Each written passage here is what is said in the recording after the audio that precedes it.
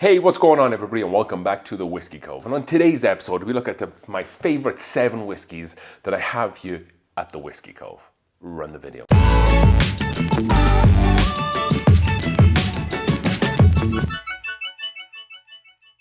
Alright then folks, thank you for joining us for another new and exciting episode here on the Whiskey Cove, where we will be looking at my favorite 7 go-to whiskeys that I have down in the Whiskey Cove. So these are the finished whiskeys that I really like, and these are kind of mostly findable, I would say. I would say maybe there's 1 or 2, and also a unique one there as well. So some really interesting bottles that you definitely want to hear a little bit about. With that being said, we are doing a charity raffle right now for St. Jude Hospital and Research Center. We are getting oh so close to our target. Tickets are only $10, and we have like Blantons, Old Forester, we have a Cuban cigar and a Cuban rum. We have a $300 bottle by Star Trek Wine and Spirits, and then Argonauts Wine and Liquor also sponsoring an episode. So we're taking that money and putting it towards the charity.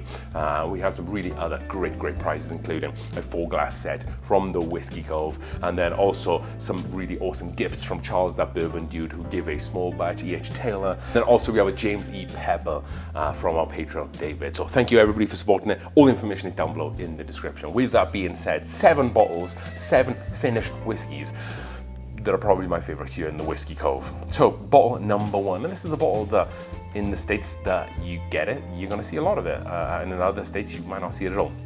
And that is Isaac Bowman Port Barrel Finished. So this is the second bottle I have of this. I also have a backup down below. So this is from the Bowman Distillery out there in Virginia. However, this is Buffalo Trace distillate. Buffalo Trace own the Bowman Distillery, and they distill the bourbon and then they send it out to them, and then they redistill it at the distillery and then finish it how they like, or not finish it at all. That's kind of how they roll. They do the single barrel, the small batch, the cask strength, and a couple other different and unique ones. This is going to set you back somewhere between $35 to $45. The price might have gone up a little bit there. Cool bottle, and like I said, port barrel finish. So this being Buffalo Trace distillate, there's not many Buffalo Trace style products that are port finished, and there maybe is some experimental stuff, but I can't really think of any off the top of my head. I might be missing some glaringly obvious ones, but I just can't think of any Buffalo Trace distillate that is port barrel finished, bourbon, at least anyway. This is, so that makes this bottle super unique, because you're not gonna be able to find any Buffalo Trace whiskey, again, that I can think of that is finished in port barrel. So this is a special bottle in my case. It drinks amazing. It has that kind of jammy portness on the back of the coattails, that Buffalo Trace vanilla wafer ice cream notes. This is 40% ABV or 92 proof, so very approachable. So this is a great whiskey. If you can find it, definitely pick up a bottle. What are you waiting for? Yes, it's port barrel finished, and that might not be a jam, but I think, speaking of jam, that's a jammy bottle, and I think a really great bourbon, a really great finished whiskey to start things off. Next up, we have, of course, Joseph Magnus. This is the cigar blend. So Joseph Magnus used to source a lot of this stuff from MGP and Barton, and it's kind of somewhat wildly believed in the whiskey community that when they were sourcing from Barton, this bottle specifically was a lot better. It's still very good now. It's a great cigar blend whiskey. Cigar blend, it's not gonna taste like cigars, it's gonna taste like smoke.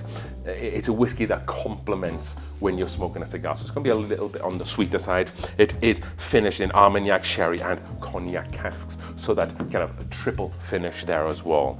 The ABV on this specific bottle is gonna be 60.13%, or 120.26. You should never do math on camera.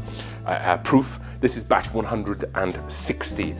My only gripe with this bottle is the cost. It's going to be running you like $200, and that's a lot of money. There's a lot of other cigar blends that you can get for a lot cheaper. So if that's something that you can kind of muster up, maybe a very special occasion bottle. It's a triple cask finish whiskey. It's definitely a party pleaser. It's a good bottle to share out, and a good story in terms of you can kind of talk through the process of this bottle. And when you tell people that it's been finished on those 3 different casks, people are gonna be, oh wow, that sounds pretty special. And it's a great bottle, just the price is a little bit expensive. That was Joseph Magnus Cigar Blend. Next up, and then kind of leaning into the rye category here, Sagamore Spirits Double Oaked Rye. So yes, this isn't finished in the traditional sense, if you like, but it is a finished whiskey, because they get their rye whiskey from the rye barrel, and then they dump it into a new freshly toasted barrel, which is why you get the double oaked in this whiskey. So this whiskey won Whiskey of the Year for the Whiskey Cove back in 2022, I believe.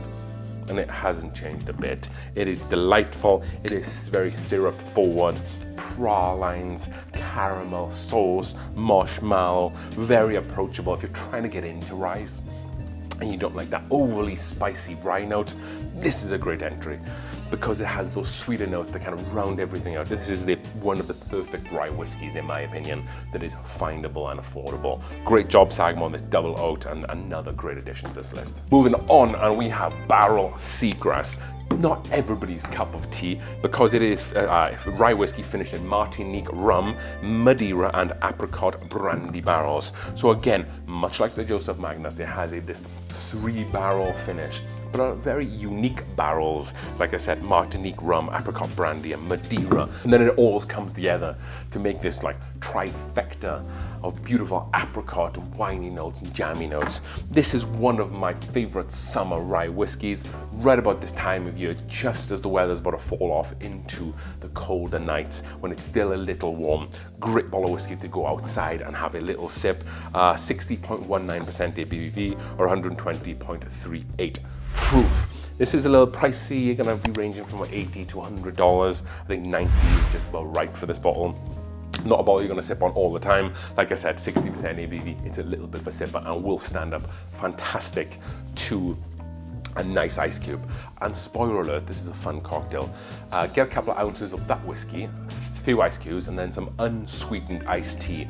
That's like one of the perfect lawn cut-in drinks that you can get, in my opinion. Moving on, and we're gonna go out to High Western.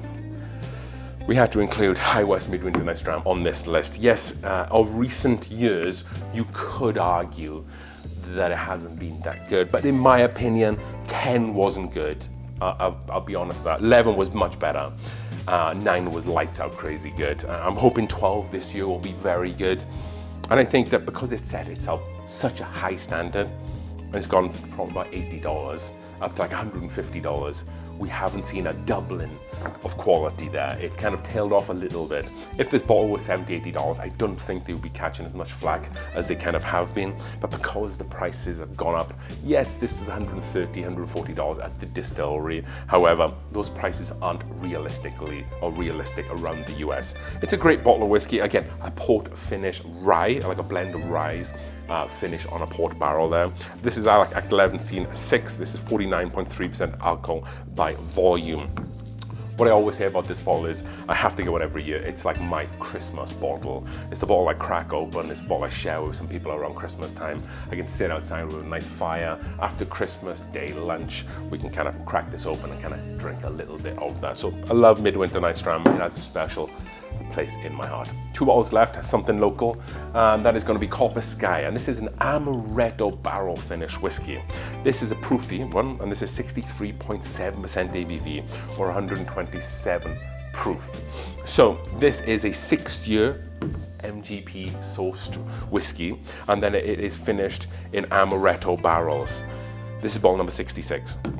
So with that proof, it does a really great job of cutting through the sweetness associated with like amaretto notes. So amaretto being like very almond forward, very cherry, maraschino cherry forward. And that can get pretty sweet if you've ever tried something like Disaronno. It's really rich. However, with the proof and ABV in this bottle, it does a great job of cutting through that sweetness and really balancing out and assisting that. And that's why I really like this bottle. And then lastly, this list would not be complete without, of course, Doc Swinson's. Which Doc Swinson's did we go for? Of course, we had to go for the Amburana finish one. So Amburana, you know, from the outside before I tried an Amburana finish whiskey, some of the tasting notes didn't really sit well with me of just my own experience with like food and other different things. However, when I tried the Amburana finish one, I was blown away. This is like cinnamon toast crunch with coconut milk poured on top and then some really nice caramel sauce drizzled all over it. This bottle of whiskey set me back around $75.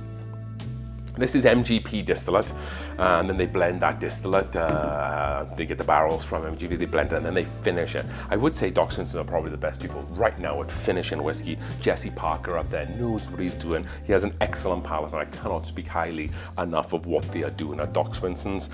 This is a great bottle, coming in at 57.1% ABV. And again, much like that Copper Sky, that ABV really helps beat out and kind of slice through some of the cinnamon notes, some of kind of those sweeter notes, and I think they just nailed this bottle. And this is probably my favorite bottle here down in the Whiskey Cove, along with High West Midwinter Night Ram in general. Not the Act 11, but like the 9, the 8, the 7 that I've had, and hopefully the 12 that they will be releasing here shortly. So if you can find any one of these 7 bottles, I think you're gonna be winning whatever way you look at it. The prices for these, like I said, are kind of all over the place.